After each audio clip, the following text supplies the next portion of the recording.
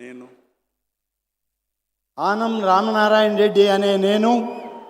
శాసనము ద్వారా నిర్మితమైన భారత రాజ్యాంగం పట్ల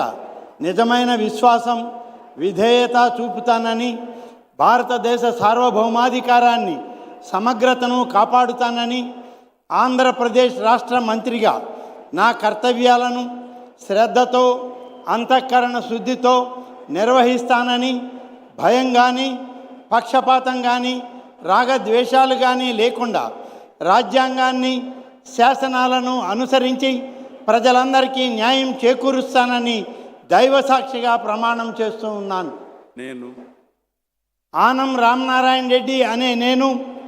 ఆంధ్రప్రదేశ్ రాష్ట్ర మంత్రిగా నా పరిశీలనకు వచ్చిన